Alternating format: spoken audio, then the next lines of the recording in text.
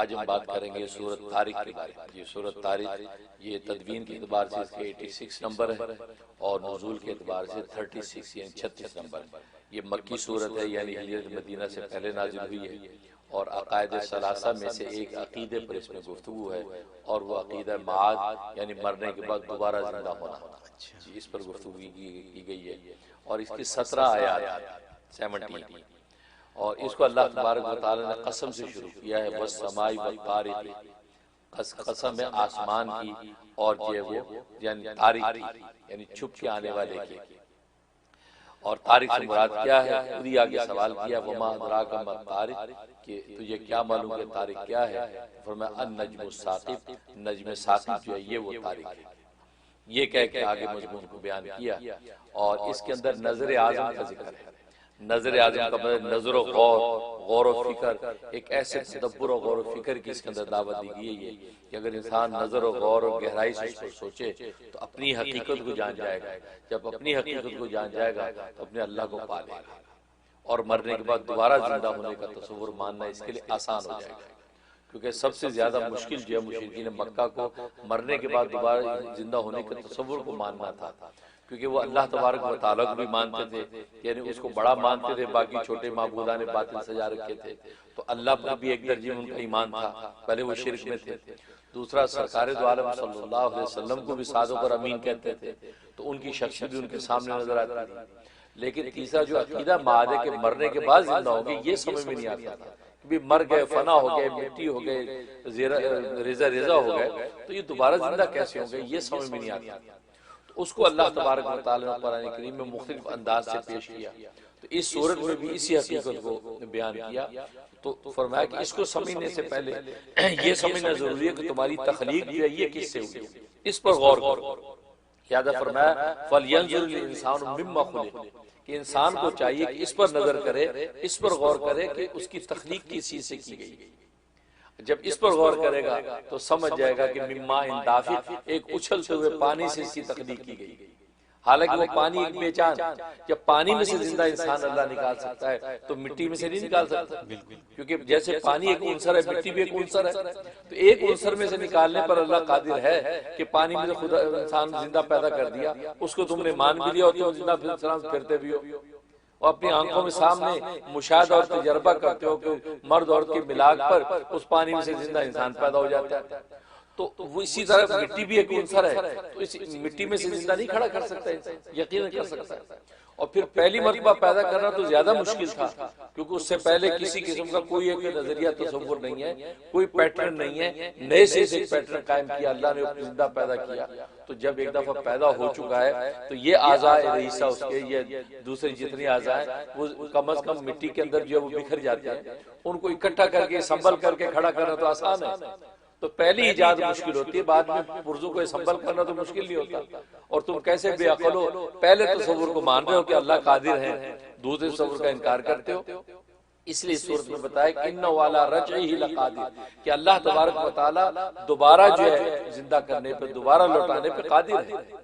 جیسے پہلے قدرت حاصل تھی ایسے ابھی بھی قدرت حاصل ہے، لہذا اس حقیقت کو سمجھ جاؤ، ورنہ یہ ہوگا کہ تم نہیں مانتے اور ہم تمہاری فوری پکڑ نہیں کر رہے، ہم نے تمہیں مہلت دے رکھی ہے، تم یہ کفار کو یہ مہلت دیے رکھو، اور نتیجہ یہ ہے کہ آخر میں ہم جب پکڑیں گے ان کے سارے قید اور بکر جو ہے۔ چنانچہ حدیث میں آتا ہے جب اللہ تبارک و تعالی نے زمین کو پیدا کیا، زمین کو بنایا، کیونکہ ظاہر ہے کہ یہاں پہلے پانی ہی پانی تھا، خشک زمین نہیں تھی، پانی پانی تھا۔ جب اللہ تبارک و تعالی نے ارادہ کیا کہ زمین کو بنائے اور زمین کے اوپر انسان کو آباد کرے، تو پانی کے اندر ایک جو اچھال پیدا ہوا، ابال پیدا ہوا، اتنا ابال پیدا ہوا کہ وہ جگہ زمین عام پانی کی سطح سے بلند ابلنے لگی۔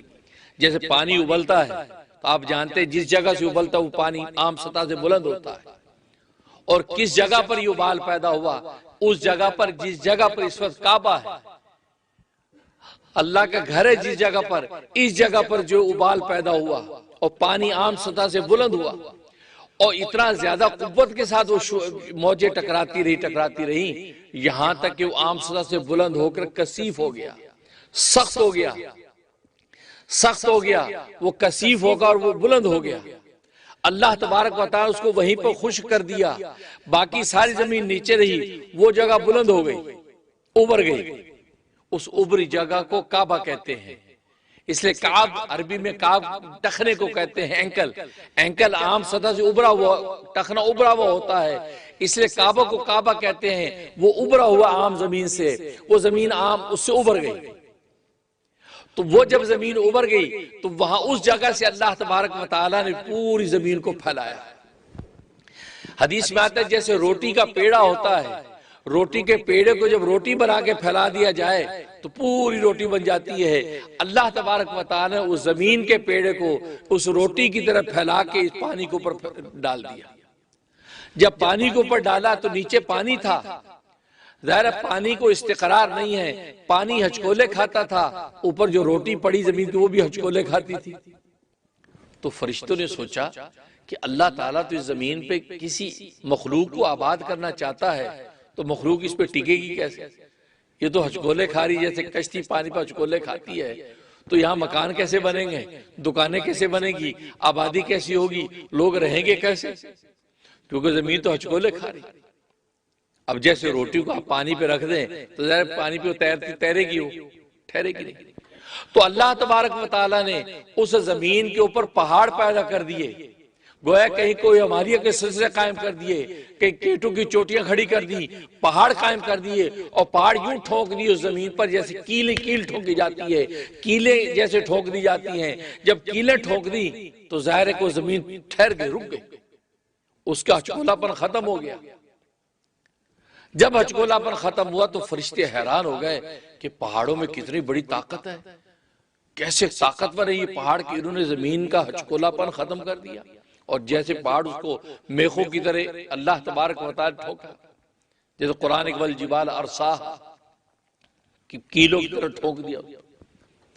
تو اس پہاڑوں کی طاقت پر فرشتے حیران ہو کر دیکھ رہے، تو اللہ سے سوال کرتے ہیں، اے رب ذوالجلال، کیا پہاڑوں سے بھی طاقتور تیری کوئی مخلوق ہے؟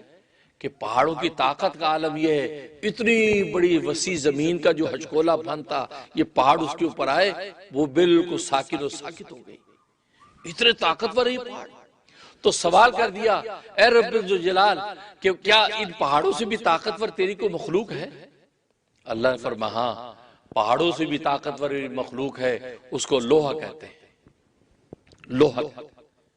حدیث میں آتا ہے فَعَجِبَتِ الْمَلَائِكَةُ مِنْ شِدَّةِ الْحَدِيدِ کہ لوہے کی طاقت کا سن کے حیران ہو گئے فرشتے۔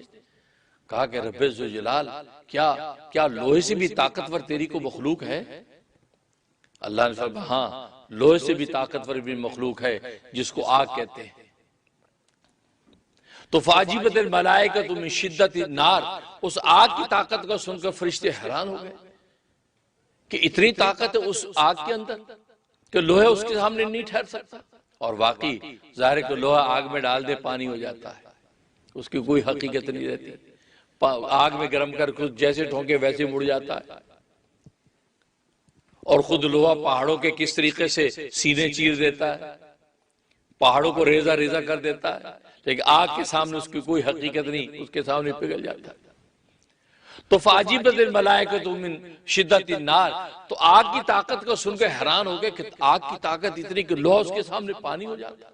تو پوچھا اے رب ذوالجلال، کیا آگ سے بھی طاقتور تیری کو مخلوق ہے؟ فرمایا ہاں، آگ سے بھی طاقتور میری مخلوق ہے، فرمایا اس کو پانی کہتے ہیں۔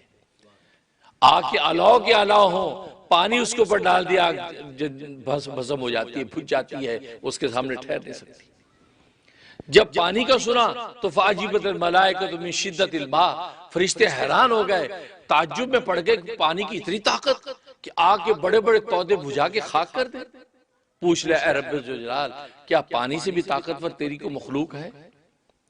تو اللہ تبارک و تعالیٰ نے فرمایا ہاں، پانی سے بھی طاقتور میری مخلوق ہے جس کو ہوا کہتے ہیں۔ ہوا کی طاقت عالم یہ ہے کہ بڑی بڑی پانی کی موجیں وہ ہوا کے رخ کے خلاف نہیں چل سکتی، جدھر ہوا لے کے چلے تو بڑی بڑی موجیں پانی کی اس کے رخ پہ چلنے لگتی ہیں، غلاموں کی طرح اس کی اطاعت کرتی ہیں، پانی اس کے خلاف چل نہیں سکتا۔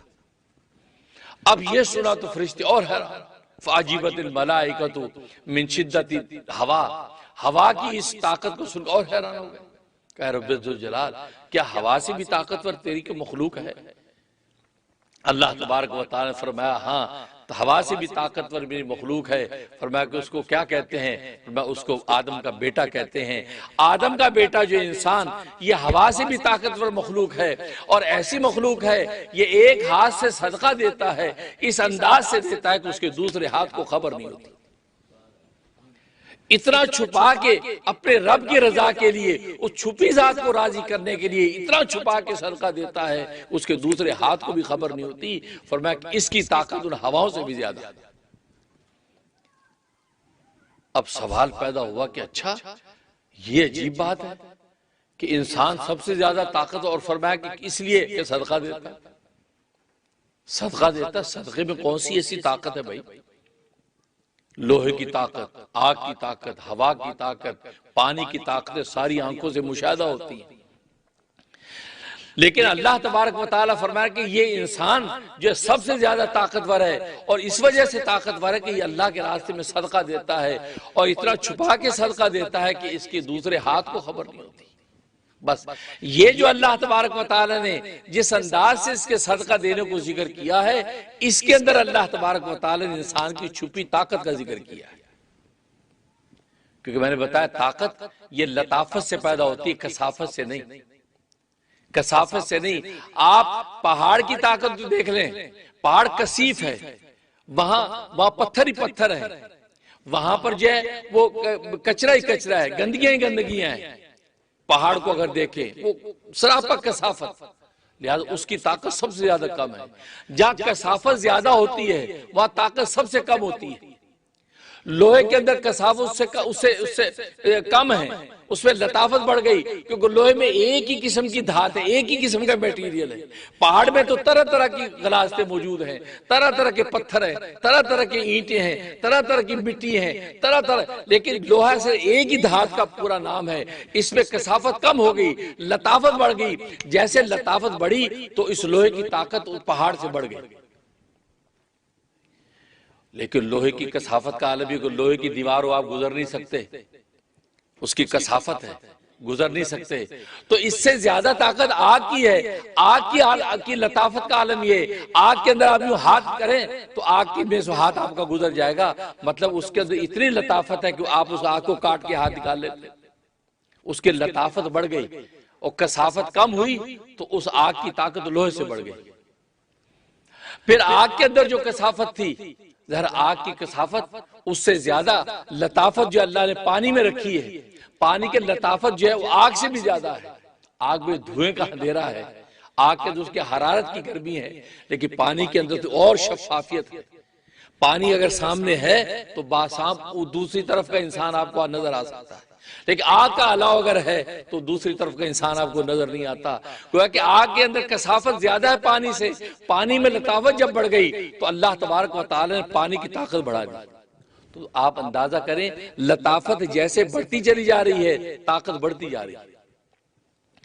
پھر آگ پانی کے اندر آئے، پانی کے اندر جو کثافت تھی اس سے زیادہ کم کثافت ہوا میں تھی۔ ہوا کی لطافت کا عالم یہ کہ انسان کو نظر بھی نہیں آتی، پانی تو نظر بھی آتا ہے۔ پانی کا تو ایک جسم ہے جس کو آپ دیکھتے ہیں، ہوا تو نظر بھی نہیں آتی، کیونکہ ہوا کی لطافت اور بڑھ گئی۔ تو ہوا کی لطافت اور بڑھی تو اس کی طاقت بڑھ گئی جو پانی سے بھی زیادہ ہے، لہذا اس لیے کہا ہوا پانی سے بھی زیادہ طاقتور۔ اور پھر پوچھا کہ ہوا سے زیادہ طاقتور؟ فرمایا کہ بنی آدم یعنی آدم کا بیٹا جو ہے وہ ہوا سے بھی زیادہ طاقتور ہے۔ وہ کیوں؟ فرمایا اس لیے کہ وہ ایک ہاتھ سے صدقہ دیتا دوسرے ہاتھ کو خبر نہیں ہوتی۔ یہ جو عنوان اللہ تبارک و تعالی اختیار فرمایا ہے، اس عنوان میں اس انسان کے لطافت ذکر کی ہے۔ اس کی لطافت کا عالم یہ ہے، ایسی لطافت ہوا کے اندر بھی نہیں ہے جو لطافت اس کے اندر ہم نے پیدا کی ہے، لہذا اس لطافت کی وجہ سے اس کی طاقت ہوا سے بھی بڑھ گئی۔ جب ہوا سے بڑھ گئی تو پوری کائنات میں سب سے طاقتور اگر کوئی مخلوق ہے تو وہ انسان ہے۔ وہ انسان سے طاقتور اب ایک ہی ذات ہے، وہ اللہ تبارک و تعالی کی ذات۔ اس کے علاوہ جتنی بھی مخلوقات ہیں وہ انسان سے زیادہ کمزور اور انسان سب سے زیادہ طاقتور۔ حقیقت یہ ہے کہ انسان کے لیے سب سے بڑی ولایت اور بزرگی گناہوں سے رکنا اور بچنا ہے۔ بالکل انسان کے لیے عبادت کرنا کمال نہیں ہے، انسان کے لیے گناہوں سے بچنا کمال ہے۔ اس لیے کہ عبادت آلریڈی ایک ایسی مخلوق جن کو ملائکہ کہتے ہیں وہ سر انجام دیتے ہیں اور بڑی اچھی عبادت سر انجام دیتے ہیں، اور ایسے ایسے ملائکہ بھی پیدا کیے گئے جو قیام میں تو قیام میں ہی ہیں جب سے پیدا ہوئے ہیں، اور بعض ایسے ملائکہ جو رکوع میں تو رکوع میں ہی ہیں، بعض سجدے میں تو سجدے میں ہیں۔ اب ایسے سجدے اور رکوع جو ملائکہ سر انجام دے رہے ہیں، انسان کہاں سے لائے گا؟ تو عبادت کرنا انسان کے لیے کمال نہیں، اصل میں گناہوں سے بچنا کمال ہے، کیونکہ ملائکہ میں تو گھٹی میں اللہ تبارک و تعالی نے عبادت اور جو عصمت رکھی ہے، لہذا ان کے ہاں تو گناہ کا تصور ممکن نہیں ہے۔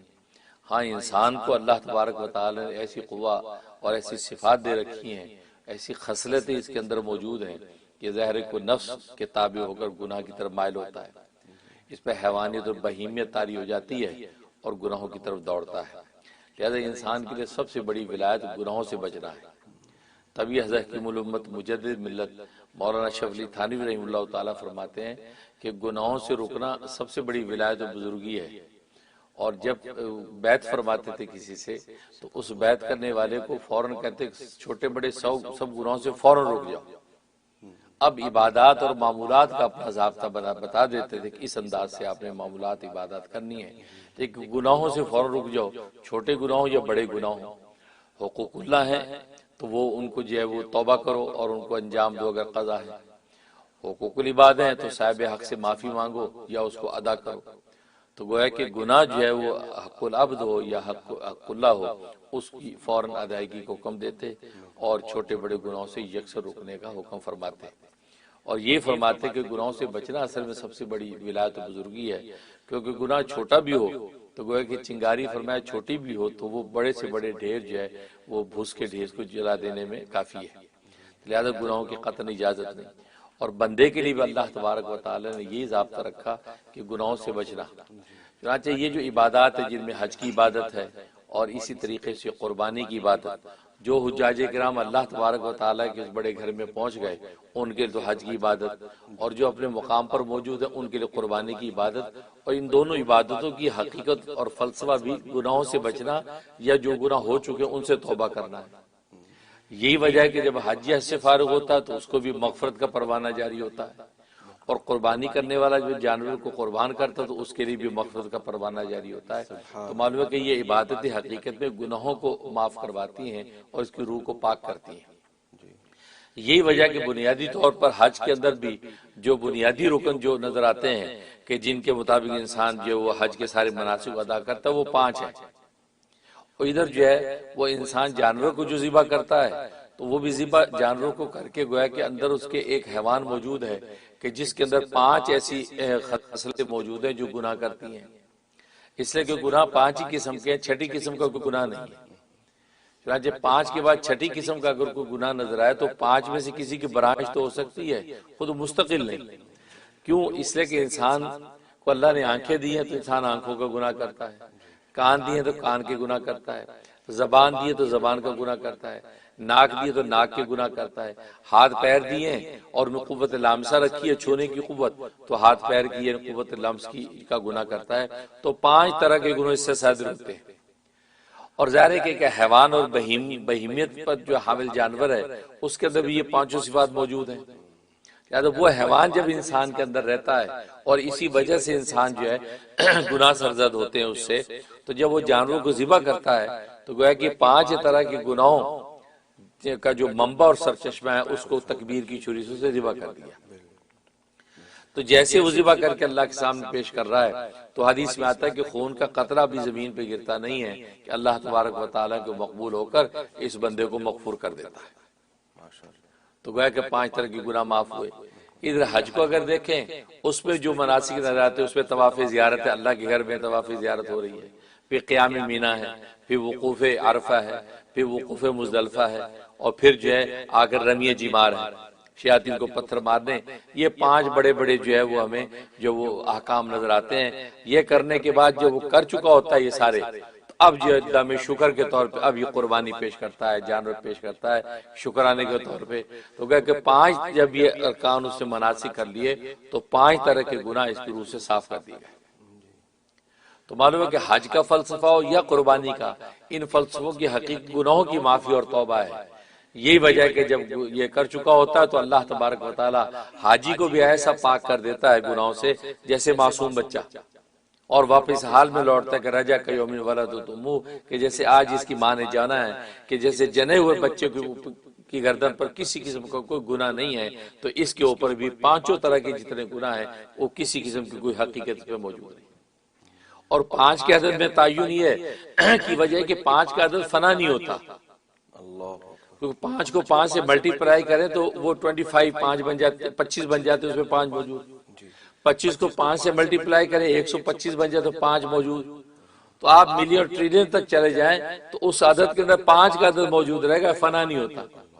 تو اس کا مطلب یہ کہ گناہ کرنے کا جو خاصہ اس انسان کے اندر یہ کبھی فنا نہیں ہوتا، گناہ ہوتے ہی ہیں، لہذا اس کا طریقہ یہ یا بچنے کے اسباب قائم کرے، یا اگر ہو گیا تو توبہ کا راستہ اختیار کرے۔ تو جب اللہ تبارک و تعالیٰ کے سامنے پیش ہو تو گناہوں سے بالکل پاک و صاف، اور قربانی دونوں گناہوں سے بچنے اور ہوئے ہوئے گناہوں سے توبہ کی حقیقت ہے۔ اگر یہ حج و قربانی کے بعد انسان سے گناہوں کے اندر کمی آ گئی اور جو ہو چکے اس پر ندامت اس کے اندر پیدا ہو گئی تو سمجھ جائے کہ انشاءاللہ قربانی قبول ہو گئی ہے اور حج مقبول ہو گیا ہے، اس لیے کہ یہ زندگی کا جو ٹرننگ پوائنٹ جو انسان کو حاصل ہو گیا تو گویا کہ اب یہ انشاءاللہ اس راستے پہ لگ گیا ہے کہ آسمان کے فرشتے اس پر رشک